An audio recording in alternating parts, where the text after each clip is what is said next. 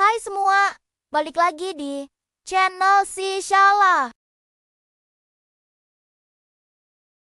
Malam tahun baru, perayaan kemerdekaan, atau acara-acara besar lainnya, pasti ada satu hal yang bikin langit malam jadi super meriah dan berwarna-warni.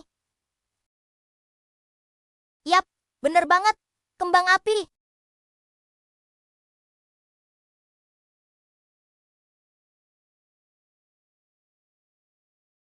Kita semua suka kan? Lihat pertunjukan kembang api yang spektakuler. Tapi, pernah nggak sih kalian kepikiran gimana caranya benda kecil itu bisa meledak jadi lukisan cahaya yang indah di angkasa? Apa aja isinya?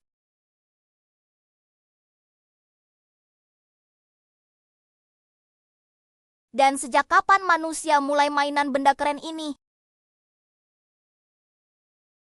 Nah, di episode kali ini, kita bakal kupas tuntas semua tentang kembang api, dari sejarahnya yang panjang, sampai sains di baliknya yang super menarik.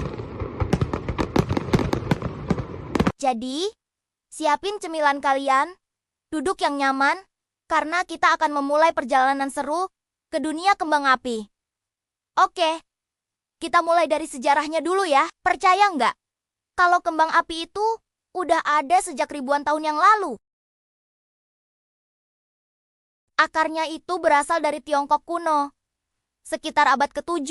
Awalnya, ini bukan buat hiburan loh. Para alkemis di Tiongkok, alkemis itu sendiri adalah praktisi alkimia, sebuah tradisi kuno yang menggabungkan sains awal, filsafat, spiritualitas, dan mistisisme dengan tujuan utama mengubah logam dasar menjadi emas dan menemukan obat keabadian. Para alkemis di Tiongkok tersebut secara nggak sengaja menemukan bubuk mesiu atau yang kita kenal dengan sebutan gunpowder. Saat mereka lagi mencoba mencari ramuan keabadian, campuran bubuk hitam yang terdiri dari sendawa, arang, dan belerang ini ternyata gampang banget terbakar dan menghasilkan ledakan. Awalnya, mereka memasukkan bubuk ini ke dalam batang bambu dan melemparkannya ke api. Ledakannya yang keras dipercaya bisa mengusir roh-roh jahat dan nasib buruk. Jadi, fungsi pertamanya lebih ke ritual dan spiritual. Dari Tiongkok, pengetahuan tentang bubuk mesiu ini menyebar ke seluruh dunia lewat jalur sutra. Orang-orang Arab kemudian menyebutnya salju Tiongkok.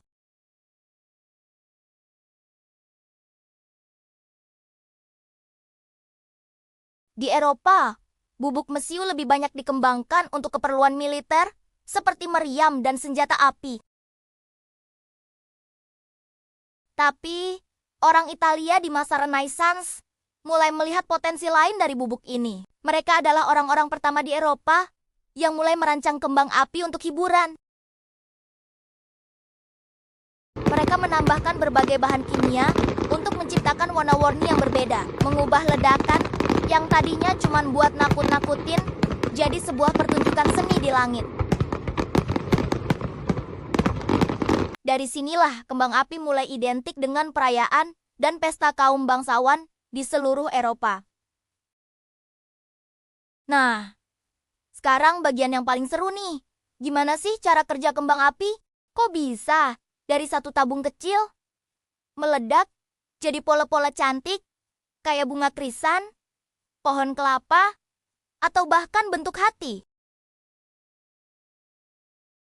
Kuncinya ada di desain cangkang kembang apinya, atau yang disebut aerial shell. Cangkang ini biasanya berbentuk bola atau silinder yang terbuat dari kertas tebal atau karton.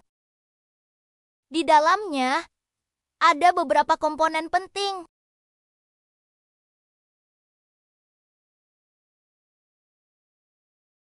Pertama, ada sumbu utama yang menjulur keluar. Sumbu inilah yang pertama kali dinyalakan. Saat sumbu utama terbakar, apinya akan merambat masuk ke dalam dan menyalakan lifting charge atau muatan pengangkat yang ada di bagian bawah cangkang.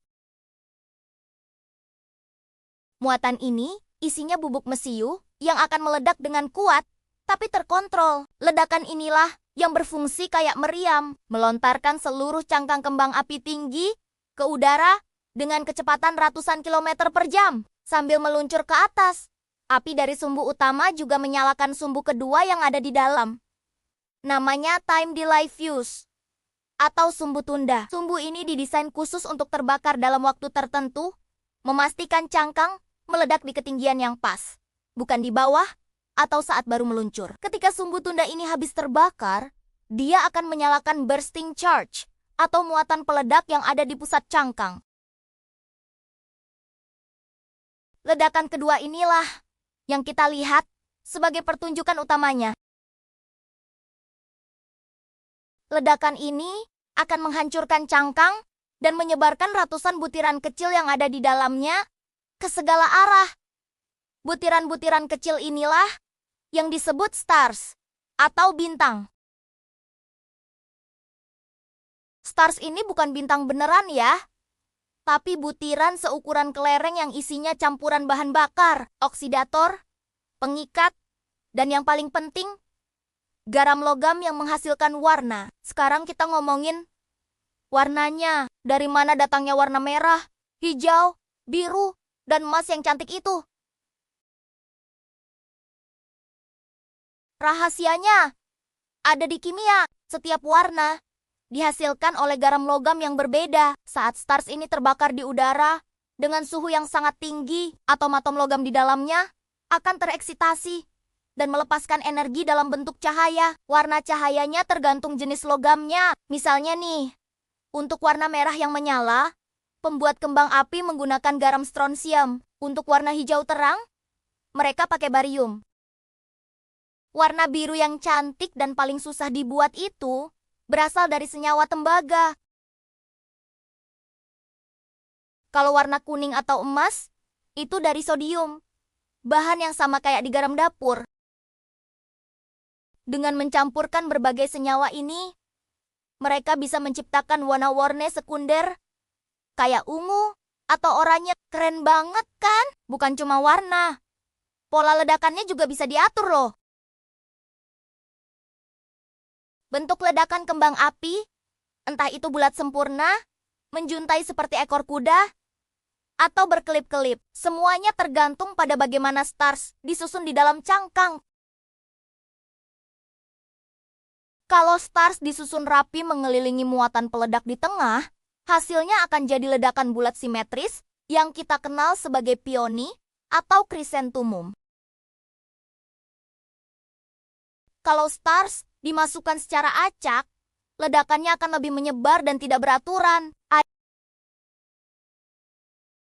Ada juga efek-efek khusus. Misalnya efek crackle atau suara gemeretak itu dibuat dengan menambahkan butiran bismuth oxide. Efek ekor atau tail yang menjuntai ke bawah saat kembang api naik, itu dibuat dengan menambahkan arang atau serbuk besi yang akan terbakar perlahan. Desain kembang api modern itu udah jadi ilmu dan seni yang sangat kompleks. Para ahli piroteknik, sebutan untuk desainer kembang api, bisa merancang pertunjukan yang tersinkronisasi sempurna dengan musik. Mereka menggunakan komputer untuk mengatur waktu peluncuran setiap kembang api dengan presisi sepersekian detik.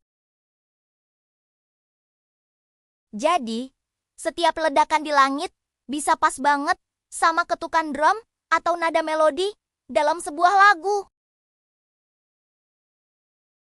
Inilah yang bikin pertunjukan kembang api di akara-akara besar, kayak Olimpiade atau malam tahun baru di kota-kota besar dunia, jadi pengalaman yang gak terlupakan.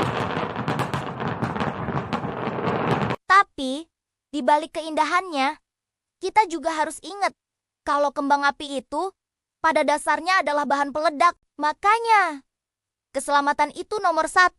Pertunjukan kembang api profesional selalu dilakukan oleh tim ahli yang terlatih, di lokasi yang aman dan jauh dari kerumunan. Mereka memperhitungkan arah angin, kelembapan, dan banyak faktor lain untuk memastikan tidak ada kecelakaan. Kembang api yang kita beli di toko untuk dipakai sendiri juga punya risikonya. Makanya, penting banget untuk selalu mengikuti petunjuk penggunaan. Jangan pernah mengarahkannya ke orang atau bangunan. Dan selalu siapkan air di dekat kita untuk berjaga-jaga. Dan yang paling penting, anak-anak harus selalu dalam pengawasan orang dewasa saat bermain kembang api. Selain isu keselamatan, ada juga dampak lingkungan yang perlu kita perhatikan.